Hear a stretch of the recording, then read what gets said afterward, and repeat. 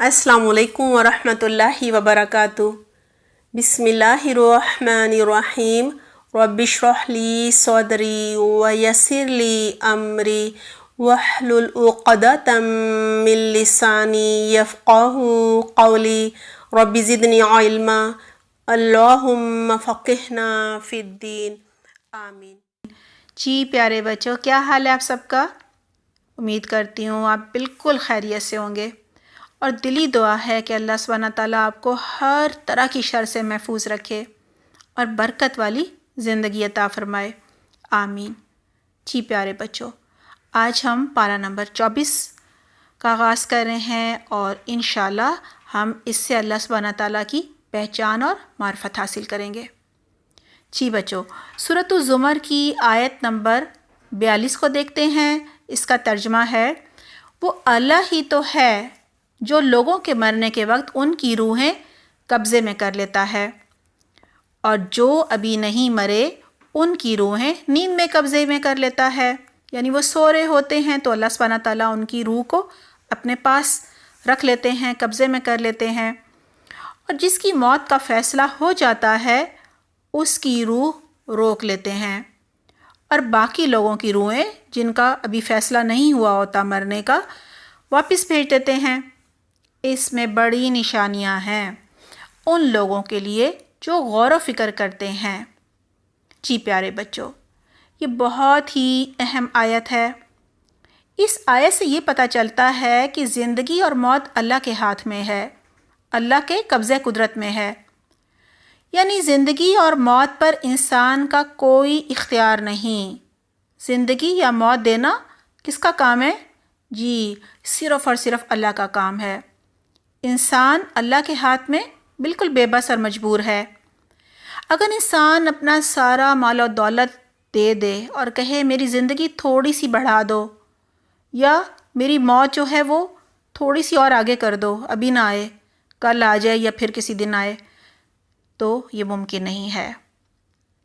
جی بچوں، موت مقرر وقت پر آتی ہے، چاہے گھر والے کتنا چیخو پکار کریں، شور شرابہ کریں، لیکن وہ سب کسی کام نہیں آتا۔ وہ انسان بڑا ہی نادان ہے جو اللہ سبحانہ تعالیٰ کی بے شمار نشانیاں جو ہیں، ان میں سب سے بڑی نشانی کون سی ہے؟ جی زندگی موت کی حقیقت، اس کو نہ سمجھے اور اللہ سے غافل رہے، لاپرواہ رہے، اللہ کی طرف توجہ ہی نہ دے، اللہ کو وقت ہی نہ دے، اللہ کو یاد ہی نہ کرے، اللہ کا تعارف اور پہچان ہی نہ حاصل کرے۔ کیونکہ بچوں، اللہ سبحانہ تعالیٰ کی جو پہچان اور معرفت ہے نا، وہی اللہ سبحانہ تعالیٰ کی حقیقی اور سچی محبت دل میں پیدا کرتی ہے۔ اور بچوں، کیوں لوگ اللہ سبحانہ تعالیٰ سے غافل رہتے ہیں؟ جی کیونکہ وہ قرآن و حدیث کو نہیں پڑھتے اور نہ ہی سمجھتے ہیں، اور نہ ہی پھر عمل کر پاتے ہیں اس کے مطابق۔ جی پیارے بچوں، قرآن و حدیث کو نہ پڑھنے کی وجہ سے ان کو وہ کام پتہ ہی نہیں چلتے جن سے اللہ سبحانہ تعالیٰ خوش ہوتے ہیں، راضی ہوتے ہیں، اور قیامت کے دن آگ سے بچا کر جنت میں داخل کر دیتے ہیں۔ اللہ سبحانہ تعالیٰ میں بہترین طریقے سے قرآن و حدیث کو پڑھنے، سمجھنے اور عمل کرنے کی توفیق عطا فرمائے، آمین۔ جی بچوں، آیت نمبر 42 سے ہمیں چند باتوں کا پتہ چلتا ہے۔ نمبر 1، یہ پتہ چلتا ہے کہ روح کی 2 قسمیں ہیں۔ یعنی روح کتنے قسم کی ہوتی ہے؟ جی 2 قسم کی۔ پہلی قسم جو ہے نا، وہ حیوانی روح ہے، اور اس کا نام ہے روح حیوانی، اور اس کا تعلق خون کی گردش سے ہوتا ہے۔ خون جو ہمارے جسم میں دوڑتا ہے نا، اس سے اس کا تعلق ہوتا ہے۔ اور یہ والی جو روح حیوانی ہے نا، یہ نیند کی حالت میں جسم کے اندر موجود رہتی ہے۔ جب ہم سوتے ہیں تو یہ ہمارے جسم کے اندر ہی رہتی ہے۔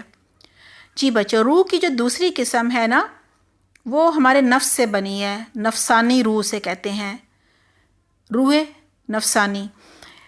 یہ روح جو ہوتی ہے، یہ نیند اور خواب کی حالت میں جسم سے باہر نکل جاتی ہے، یعنی جسم کو چھوڑ کر سیر کرتی ہے، جسم کو چھوڑ کر اوپر اڑتی پھرتی ہے۔ اور بچوں، جب ہم خواب دیکھ رہے ہوتے ہیں نا، تو یہ اوپر اڑتی پھرتی ہے اور مختلف واقعات بھی دیکھتی ہے، یعنی مختلف واقعات سے دوچار ہوتی ہے۔ روح نفسانی بہت زیادہ جب شور شرابہ ہو رہا ہو نا، یا کوئی سویا ہو اور اس کو زور سے پکارا جائے، تو روح نفسانی جو ہے نا وہ اپنے جسم میں فوراً واپس آ جاتی ہے۔ روح نفسانی کو اپنے جسم سے بہت زیادہ محبت ہوتی ہے۔ جی بچوں، عشق کی حد تک، یعنی شدید محبت ہوتی ہے، کیونکہ یہ جو جسم ہوتا ہے نا، یہ اس کی ساری خواہشیں پوری کرتا ہے۔ نفسانی روح کی نفسانی خواہشیں ہوتی ہیں نا، وہ پوری کرتا ہے۔ اور بچوں، ان دونوں روحوں کا، یعنی روح حیوانی اور روح نفسانی، ان کا آپس میں بھی بہت ہی گہرا قریبی تعلق ہوتا ہے، یعنی ان کی بہت اچھی دوستی ہوتی ہے۔ یہی وجہ ہے کہ اچھا خواب دیکھنے پر جب کوئی انسان جاگتا ہے تو بہت خوش ہوتا ہے، حشاش پشاش ہوتا ہے، اور برا خواب دیکھتا ہے تو کئی دفعہ خواب میں بھی چیخیں چلانے لگتا ہے، اور جب اٹھ جاتا ہے تو سخت اداس اور غمگین ہو جاتا ہے۔ جی بچوں، آیت نمبر 42 سے دوسری بات یہ پتہ چلتی ہے کہ روح حیوانی کا تعلق صرف جسم سے ہوتا ہے۔ یہ روح انسان کے مرتے ہی ختم ہو جاتی ہے، یعنی صرف جسم سے تعلق ہوتا ہے۔ انسان مر گیا تو یہ روح ختم، اور پھر جسم کیا کہلاتا ہے؟ جی میت یا لاش۔ جی پیارے بچوں، روح حیوانی یا روح نفسانی میں سے کسی ایک کا بھی اگر جسم سے تعلق ختم ہو جائے تو دوسری روح کا بھی جسم سے تعلق ختم ہو جاتا ہے۔ آئیے بچوں اس کو مثال سے سمجھتے ہیں، بہت آسان ہے، تھوڑا سا سمجھ لیجئے۔ فرض کیجئے ایک شخص خواب دیکھ رہا ہے اور اس کی روح کہیں سیر کر رہی ہے۔ جی اچانک اس شخص کو جو سو رہا تھا کوئی قتل کر دیتا ہے۔ اب کیا ہوگا؟ روح نفسانی جو سیر کر رہی تھی وہ دوبارہ جسم میں نہیں آئے گی، بلکہ اللہ سبحانہ تعالیٰ اسے اپنے قبضے میں کر لیں گے۔ اب فرض کیجئے ایک اور شخص ہے، وہ سو رہا ہے اور خواب دیکھ رہا ہے، تو اس کی روح نفسانی کیا کر رہی ہے؟ جی بالکل ٹھیک، وہ سیر کر رہی ہے، اور اللہ سبحانہ تعالیٰ نے روح نفسانی کو اپنے قبضے میں لے لیا۔ اب بستر پر جو بندہ سو رہا ہے جس کی وہ روح نفسانی تھی، وہ بھی مر جائے گا، یعنی نہ کوئی حادثہ ہوا، نہ وہ بیمار ہوا، لیکن وہ بھی مر جائے گا۔ پھر سمجھ آ گئی؟ الحمدللہ۔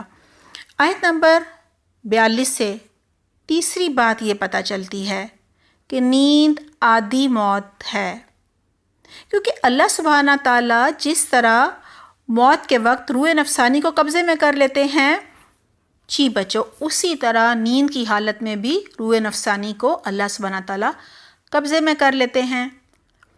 نیند بھی بہت حد تک موت سے ملتی جلتی ہے، اسی لیے بچوں ہمارے پیارے نبی محمد صلی اللہ علیہ وآلہ وسلم سوتے وقت یہ دعا پڑھا کرتے تھے، اور اس کا حکم دیا ہے ہمیں پڑھنے کو۔ جی اگر آپ کو نہیں آتی تو اپنی امی سے کہیے گا، وہ آپ کو یاد کروا دیں گی۔ جی دعا یہ ہے، اللہم بسمک اموت و احیا، اللہم بسمک اموت و احیا۔ ترجمہ ہے، اے اللہ میں تیرے ہی نام سے مرتا ہوں اور تیرے ہی نام سے زندہ ہوتا ہوں۔ جی بچوں جب بچہ صبح سو کر اٹھے، بیدار ہو، تو پھر کون سی دعا پڑھے؟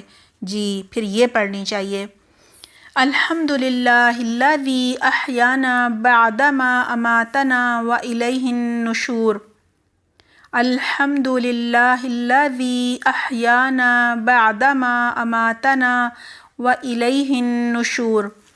ترجمہ ہے، سب تعریف اس اللہ کے لیے ہے جس نے ہمیں مارنے کے بعد دوبارہ زندہ کیا، اور اسی کے حضور ہم مرنے کے بعد حاضر ہوں گے۔ جی پیارے بچوں، آئیے اب سورۃ الزمر کی آیت نمبر 53 کا ترجمہ دیکھتے ہیں۔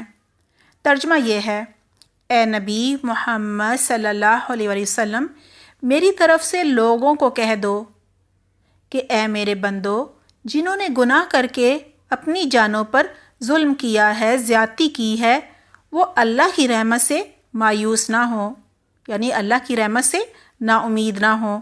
یقیناً اللہ سارے گناہ معاف کر دیتا ہے، وہ تو بخشنے والا اور مہربان ہے، یعنی غفور رحیم ہے۔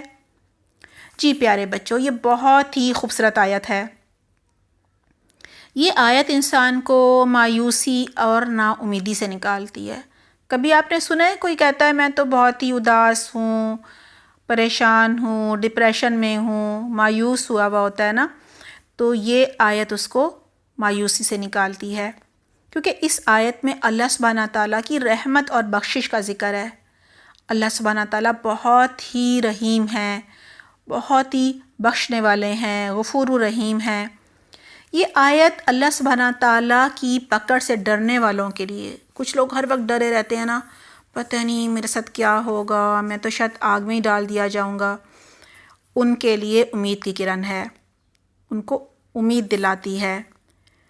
اللہ سبحانہ تعالیٰ تمام انسانوں سے فرما رہے ہیں، چاہے وہ مسلمان ہو یا مشرک ہو یا کافر ہو، کیا فرما رہے ہیں کہ پر امید رہو، یعنی امید کا دامن نہ چھوڑو۔ تم میں سے جنہوں نے کفر کیا ہے یا شرک کیا ہے یا گناہ کیے ہیں اور اس طرح سے اپنے اوپر ظلم کیا ہے، زیادتی کی ہے، وہ میری رحمت سے بالکل مایوس نہ ہو۔ جی پیارے بچوں، آپ کو معلوم ہے نا، جب کوئی غیر مسلمان یعنی غیر مسلم ایمان لاتا ہے اور مسلمان ہوتا ہے تو اس کے پچھلے سارے گناہ معاف ہو جاتے ہیں، اور بچوں وہ گناہوں سے ایسا ہی پاک ہو جاتا ہے جیسا کہ جب ایک بچہ پیدا ہوتا ہے نا تو گناہوں سے بالکل ہی پاک ہوتا ہے اس کی طرح۔ بچوں آئیے اب جانتے ہیں ہمارے یعنی مسلمانوں کے گناہ کیسے اللہ سبحانہ تعالیٰ معاف فرمائیں گے۔ جی پیارے بچوں، صغیرہ یعنی چھوٹے گناہ وضو کرنے سے جھڑ جاتے ہیں، نماز پڑھنے سے، روزے رکھنے سے، صدقہ خیرات کرنے سے، نیکی کے کام کرنے سے معاف ہو جاتے ہیں۔ لیکن بچوں بڑے بڑے گناہ مثلاً قتل، زنا، چوری، شراب نوشی، ڈاکہ، جھوٹ، غیبت اور چغلی وغیرہ، ان کے لیے تو سچی توبہ کرنی ہوتی ہے۔ آئیے دیکھتے ہیں سچی توبہ کیا ہوتی ہے۔ جی اللہ سبحانہ تعالیٰ سے کہنا کہ اللہ سبحانہ تعالیٰ میں سچی توبہ کرتا ہوں، آئندہ یہ گناہ کبھی نہیں کروں گا، یعنی پکا وعدہ کرنا، اور پھر اس گناہ کو اپنی زندگی میں کبھی بھی نہیں کرنا۔ یہ نہیں گناہ کیا، توبہ توبہ کی، پھر گناہ کیا، پھر توبہ توبہ کی، پھر گناہ کیا، پھر توبہ توبہ کی، ایسی توبہ قبول نہیں ہوتی، بلکہ پھر تو کیا ہوتا ہے جی دلوں پر مہر لگ جاتی ہے، پھر وہ گناہ کرتا ہی رہتا ہے۔ اللہ تعالیٰ ہمارے دلوں پر مہر لگنے سے بچائے ہمیں، آمین۔ جی پیارے بچوں، ایک اور بات اچھی طرح سمجھ لیجئے، اگر ہم نے لوگوں کے ساتھ کوئی زیادتی کی ہوگی، یعنی لوگوں کے حق میں کمی کی ہوگی، کسی کی چوری کر لی، کسی کے ساتھ جھوٹ بول لیا، کسی کی غیبت کر دی، کسی کی چغلی کر دی، کسی پر بہتان لگا دیا، تو بچوں پھر کیسے معافی ہوگی؟ جی جن کے ساتھ ہم نے زیادتی کی ہے نا ان سے معافی مانگنی ہوگی۔ لیکن پیارے بچوں اگر ہم ان سے یہ کہیں کہ ہم نے فلانے وقت پہ تمہاری غیبت فلانے سے کی تھی، یا تمہاری چغلی لگا دی تھی، یا جھوٹ بولا تھا، تو کیا ہوگا؟ جی لڑائی جھگڑا تو اور بڑھ جائے گا نا۔ تو پھر بہتر طریقہ کیا ہے معافی مانگنے کا؟ جی بتاتی ہوں آپ کو۔ جی بچوں، اللہ سے تو معافی مانگ لیں، لیکن اس کو یہ نہ بتائیں کہ میں نے تمہارے ساتھ یہ کیا تھا، گناہ کا ذکر نہ کریں، بلکہ اس سے یوں کہیں کہ دیکھو کبھی بھی میں نے آپ کے ساتھ کوئی بھی زیادتی کی ہو تو پلیز مجھے آپ معاف کر دیجئے۔ جی بچوں دوبارہ بتاتی ہوں، کیا کہیں گے کہ اگر میں نے آپ کے ساتھ کبھی بھی کوئی کمی، کوتاہی، زیادتی کی ہے تو آپ مجھے معاف کر دیجئے۔ دوسرا کام یہ کرنا ہوگا کہ جن سے اس کی برائی کی ہے نا، اب ان سے اس کی تعریف بھی کرنی ہے، یعنی جس کے حق میں کمی کی تھی نا، اب اس کا دل بھی تو خوش کرنا چاہیے نا، تو پھر کیا کرنا ہے؟ جی اس کے ساتھ اچھا سلوک کرنا ہے، اس سے آپ تحفے دے سکتے ہیں، اس کے لیے دعا بھی کر سکتے ہیں، اور بچوں اس کی طرف سے صدقہ و خیرات بھی کر سکتے ہیں۔ اور اگر آپ نے کسی کی برائی کی ہے، غیبت کی ہے، چغلی کی ہے، یا کچھ اور کمی کی ہے اور وہ دنیا ہی میں نہیں ہے، مر گیا ہے، تو اب کیا کریں گے؟ جی اب اس کے لیے آپ صدقہ کر سکتے ہیں اس کی طرف سے، اور اس کے لیے مغفرت کی دعا بھی کرنی چاہیے۔ جی پیارے بچوں، ایک اور بات اچھی طرح سمجھ لیجئے کہ اللہ سبحانہ تعالیٰ سے ایسی امید بھی نہیں ہونی چاہیے کہ وہ اللہ سے بالکل بھی نہ ڈرے اور بے خوف ہو جائے اور کیا کہے کچھ نہیں ہوتا، جو گناہ کرنا ہے کر لو، اللہ تو غفور الرحیم ہے۔ یعنی ایسی سوچ بھی نہیں ہونی چاہیے کہ بالکل ہی ڈر ختم ہو گیا، اور نہ ہی اللہ کا ایسا خوف ہونا چاہیے کہ وہ نیکیاں کر کر کے بھی اللہ کی رحمت سے مایوس ہو اور ہر وقت غمگین رہے۔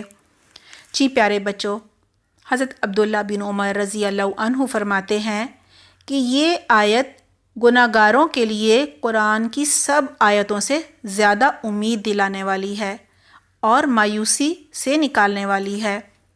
دعا ہے اللہ سبحانہ تعالیٰ ہمیں قرآن و حدیث پر بہترین طریقے سے عمل کرنے اور اللہ سے اچھی امید رکھنے کی توفیق عطا فرمائے، آمین۔ جی بچوں، اپنا اور اپنے گھر والوں کا بہت خیال رکھیے گا۔